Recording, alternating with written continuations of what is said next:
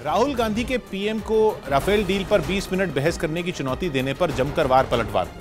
कांग्रेस इस मुद्दे पर लगातार पीएम पर निशाना साध रही है और यही वजह है कि राफेल डील पर पीएम को बहस की चुनौती देने के बाद राहुल गांधी ने एक बार फिर उन पर हमला किया और पीएम के पंजाब दौरे पर तंज कसा। प्रधानमंत्री तो लवली यूनिवर्सिटी भाग गए।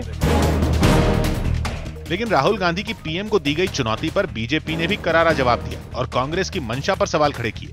आप कहते हैं कि जी प्रधानमंत्री मुझसे 20 मिनट जो है वो चर्चा कर ले। अंताक्षरी है क्या? कि अंताक्षरी है कि मेरे मिले सुर मेरा तुम्हारा और चलो गाने का अंताक्षरी कर रहे हैं। पार्लियामेंट की सीरियस डिबेट है। वहीं इस मामले में जेडीयू भी बीजेपी के साथ खड़ी दिखी और राफेल पर राहुल गांधी के बयान को उनकी बौखलाहट करार दिया। प्रधानमंत्री हैं और उन्हें कुछ छिपाने की ना आवश्यकता है और श्री राहुल गांधी फ्रस्ट्रेशन में ये सब वक्तव्य दे रहे हैं। राजस्थान के नागौर में कुछ लोगों ने एक पेड़ पर बैठे तेंदुए को कड़ी मशक्कत के बाद पकड़ लिया। बताया गया कि इस तेंदुए की वजह से वहां दहशत का माहौल बना हुआ था, लेकिन तेंदुए को पकड़ने के बाद लोगों ने चैन की सांस ली। इससे पहले पेड़ पर बैठे तेंदुए को पकड़ने के लिए वहां लोगों की भारी भीड़ जुट गई। लोग डंडे से तेंदुए को डराने की कोशिश कर रहे थे, जिससे तेंदुआ खुद को संभाल नहीं पाया और पेड़ से नीचे गिर पड़ा। जैसे ही तेंदुआ नीचे गिरा, लोगों की भीड़ ने उसे घेर लिया। दावा किया गया कि लोगों ने डंडे से तेंदुए पर कई वार किए, जिससे वो घायल हो गया। इस बीच लोग तेंदुए का वीडियो बनाते दिखे, जबकि वन विभाग के कर्मचारियों ने जल्दी से तेंदुए को ट्रैंक्विलाइज कर दिया और उसे गाड़ी में बंद करके वहां से रवाना हो गए। बताया गया कि वन विभाग की टीम सुबह से ही तेंदुए की तलाश कर रही थी, लेकिन वो उन्हें बार बार चकमा दे रहा था। कुंभ में बड़ी संख्या में अखाड़ों के साधु पहुंच रहे हैं, जिनमें महिलाएं भी बड़ी संख्या में हैं। खासतौर पर नागा साधुओं में भी महिलाएं बड़ी तादाद में हैं। नागा साधु बनने के लिए भारत की ही नहीं बल्कि विदेशी महिलाओं में भी दिलचस्पी है, लेकिन महिलाओं को नागा साधु बनने के लिए बेहद कठिन परीक्षा देनी पड़ती है। News18.com की खबर के मुताबिक नागा साधु बनने के लिए महिलाओं को 6 से 12 साल तक साधना और ब्रह्मचर्य का पालन करना पड़ता है और उसके बाद खुद का पिंडदान करना पड़ता है। ये अपने लिए सन्यासी के तौर पर नए जीवन की शुरुआत मानी जाती है। इसीलिए अखाड़ों की तरफ से साधु बनने पहुंची महिलाओं के पिछले जीवन की पूरी जांच कराई जाती है। इसके बाद महिला साधु को भी नागा साधुओं की तरह मुंडन कराया जाता है। पुरुष नागा साधु बिना कपड़ों के रहते हैं, लेकिन महिला नागा साधुओं को गेरुए रंग का केवल एक कपड़ा पहनने की इजाजत होती है। कुंभ के दौरान महिला नागा साधु भी स्नान करती हैं, लेकिन उन्हें पुरुषों के बाद ही स्नान करने की इजाजत होती है। गुजरात में जूनागढ़ के पास गिर के जंगलों में अद्भुत तस्वीरें सामने आई। वहां पर एक शेरनी तेंदुए के बच्चे पर अपनी ममता बरसाती दिखाई दे रही है। शेरनी बच्चे को अपना दूध पिला रही है।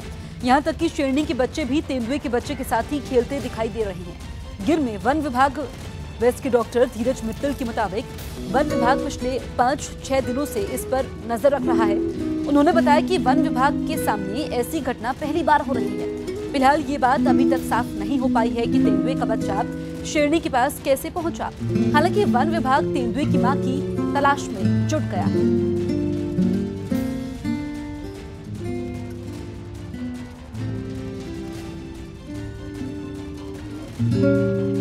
दिल्ली में केरला हाउस के बाहर बड़ी संख्या में लोगों ने मुख्यमंत्री पिनराई विजयन का पुतला जलाकर प्रदर्शन किया। सबरीमला मंदिर में 50 साल से कम उम्र की 2 महिलाओं के प्रवेश के विरोध में ये लोग सड़क पर उतरे और राज्य सरकार के खिलाफ इन लोगों ने जोरदार प्रदर्शन किया। इस बीच प्रदर्शन कर रहे लोगों ने मुख्यमंत्री पिनराई विजयन का पुतला ले रखा था, जिसे इन लोगों ने जलाकर अपनी नाराजगी जाहिर की। इतना ही नहीं, प्रदर्शन में शामिल लोगों ने अपने पोस्टर जलते हुए पुतले पर फेंककर नारेबाजी भी की। मुख्यमंत्री का पुतला जलाने से पहले इन लोगों ने पुतले को काफी देर तक जूते और चप्पलों से पीटा। केरला हाउस के बाहर प्रदर्शन उग्र होता देखकर वहां सुरक्षा बढ़ा दी गई, ताकि हालात बिगड़ने पर जल्द से जल्द उस पर काबू पाया जा सके। लेकिन इसके बाद भी प्रदर्शन के समय लोगों ने वहां मौजूद मीडिया कर्मियों को निशाना बनाया, जिनमें न्यूज 18 की टीम भी शामिल है। मीडिया कर्मियों ने अपने साथ हुई मारपीट की शिकायत पुलिस में की। हालांकि सबरीमला पर जारी हंगामे के बीच इसको लेकर राजनीतिक बयानबाजी भी काफी हो रही है। केंद्रीय मंत्री रामविलास पासवान ने सबरीमला पर कोर्ट के फैसले का समर्थन किया। सुप्रीम कोर्ट ने जो फैसला दिया है हम उसका समर्थन करते हैं और लिंग के आधार पर, जो जेंडर के आधार पर कोई भेदभाव नहीं होना चाहिए। हालांकि मुलायम सिंह यादव की छोटी बहू अपर्णा यादव ने इस मामले में महिलाओं को पहले से चली आ रही परंपरा का पालन करने की नसीहत दी। अपील करना चाहती हूँ सारी देश की महिलाओं से कि वहाँ पे अगर ब्रह्मचर्य का स्थल है तो उसे उसी प्रकार से रखा जाए और भी चीज़ें हैं जो प्रथाएं, इसको पॉलिटिसाइज न करा जाए। केरल में पहले से ही जगह जगह विरोध प्रदर्शन हो रहे हैं, जिसकी वजह से सबरीमला में हालात तनावपूर्ण बने हुए हैं। पंजाब के गुरदासपुर में एक रैली के दौरान पीएम ने सिख दंगों के बहाने कांग्रेस पर जबरदस्त हमला किया। पीएम ने कांग्रेस पर सिख दंगों के आरोपियों को बचाने का आरोप लगाया। साथ ही उन्होंने सिख दंगों का मुद्दा उठाते हुए इशारों में कमलनाथ पर भी निशाना साधा और उनको मध्य प्रदेश का सीएम बनाने पर सवाल खड़े कर दिए। जो आज भी दंगों के आरोपियों को मुख्यमंत्री पद का पुरस्कार दे रहे हो, उन लोगों से पंजाब समेत पूरे देश को सतर्क रहने की जरूरत है। पीएम यही नहीं रुके, बल्कि उन्होंने एक बार फिर कांग्रेस पार्टी पर एक परिवार के इशारे पर काम करने का आरोप लगाया और सिख दंगों के आरोपियों को सजा दिलवाने के लिए एनडीए सरकार में किए गए काम गिनवा दिए। एक परिवार के इशारे पर जिन जिन आरोपियों को सज्जन बताकर फाइलें दबा दी गई थी, एनडीए सरकार ने उनको बाहर निकाला। बिहार के सुपौल में एक सरकारी अस्पताल के गेट पर मरीज को लेकर पहुंची एम्बुलेंस को वहां हड़ताल में शामिल आशा कार्यकर्ताओं ने रोक लिया। पिछले 33 दिनों से जारी आशा कार्यकर्ताओं की इस हड़ताल से मरीजों की परेशानी और बढ़ गई, जिसके बाद आशा कार्यकर्ताओं के तेवर और सख्त हो गए और वो राघोपुर के सरकारी अस्पताल के मेन गेट का रास्ता रोककर खड़ी हो गई। इस बीच मरीज को लेकर अस्पताल पहुंची एम्बुलेंस को भी अंदर नहीं जाने दिया। इसके बाद आशा कार्यकर्ताओं ने अपनी मांगों के समर्थन में नारे भी लगाए। जब तक मांग पूरी नहीं आशा कार्यकर्ताओं ने सरकार से उनका वेतन बढ़ाने और पक्की नौकरी की अपनी मांग दोहराई। राज्य हो या केंद्र हो, हम लोग को सरकारी कर्मचारी का रूप में दर्जा दिया जाए। और तीसरी मांग ये है, जितना और कर्मचारी को मिल रहा फैसिलिटी, उतना सरकारी कर्मचारी को उतना हम लोग को फैसिलिटी दिया जाए। आशा कार्यकर्ताओं ने उनकी हड़ताल को लेकर सरकार की ओर से अब तक कोई पहल नहीं होने पर भी नाराजगी जाहिर की। उत्तर प्रदेश के बुलंदशहर हिंसा मामले में 1 महीने से फरार चल रहे आरोपी योगेश राज को पुलिस ने गिरफ्तार कर लिया। बजरंग दल के जिला संयोजक योगेश राज पर भीड़ को हिंसा के लिए उकसाने का आरोप है, जो 3 दिसंबर को बुलंदशहर में हुई हिंसा के बाद से फरार चल रहा था, जिसे 1 महीने बाद पुलिस ने गिरफ्तार कर लिया। खुर्जा टी पॉइंट है बुलंदशहर में, वहां से सूचना पे गिरफ्तार किया गया है और उससे पूछताछ अभी की जा रही है।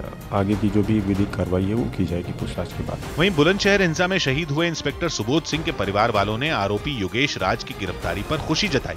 मैं पूरी तरह से सेटिस्फाइड हूँ। जो लोग ये कह रहे हैं कि योगेश राज नहीं था, तो वो जिस दिन घटना हुई है उस दिन मेन लीडर तो वही था। लेकिन बजरंग दल ने पुलिस की कार्रवाई पर सवाल उठाते हुए योगेश राज का बचाव किया और उसे कानूनी मदद का दावा किया। हाँ, हमारे हिसाब से निर्दोष है। कुछ दिनों पहले विश्व हिंदू परिषद ने एक लीगल पैनल 10 वकीलों का घोषित किया, तो 10 वकील उसके लिए अच्छी बेहतर लीगल टीम उसके साथ रहेगी, जो उसके लिए बेहतर होगा वो करेंगे। हालांकि पुलिस का दावा है कि योगेश राज से पूछताछ में बुलंदशहर हिंसा के कई राज सामने आ सकते हैं। वहीं शहीद इंस्पेक्टर सुबोध सिंह के बेटे अभिषेक सिंह ने भीड़ के हिंसक प्रदर्शन पर चिंता जताते हुए लोगों को खुद की गलतियां देखने की नसीहत दी। वो उन्हें समझना ये चाहिए कि हम खुद क्या कर रहे हैं, एक तरीके से कि मतलब आज हमने बुलंदशहर में करा, कल हमने गाजीपुर में करा, आज क्या करेंगे हम, अगली क्या पूरे भारत में आग लगा देंगे। ऐसे लोगों को ये सोचना चाहिए कि हम कहाँ तक सही हैं और हम कहाँ गलत हैं। यूपी के शाहजहांपुर में बर्तनों के एक गोदाम में आग लगने से वहां अफरा तफरी मच गई। इलाके के लोगों ने गोदाम में आग लगने की खबर तुरंत दमकल विभाग को दी, जिसके बाद आग पर काबू पाने की कोशिश शुरू हुई। दमकल के कर्मचारी गोदाम के बगल वाली इमारत से पानी की बौछार डालकर आग बुझाने की कोशिश करने लगे। बताया गया कि बर्तनों के गोदाम में अचानक आग लगी, लेकिन वहां प्लास्टिक का सामान भी रखा था, जिससे आग तेजी से फैल गई। कुछ ही देर में आग ने पूरी इमारत को अपनी चपेट में ले लिया। यहाँ लोकल जो फैक्ट्री है उनसे भी मदद लेकर आग बुझवाने का काम चल रहा है। आग को फैलाने से रोकने के लिए पास के घरों को एहतियातन खाली करवा दिया गया। गोदाम में लगी आग की वजह से लाखों के नुकसान की आशंका जताई गई।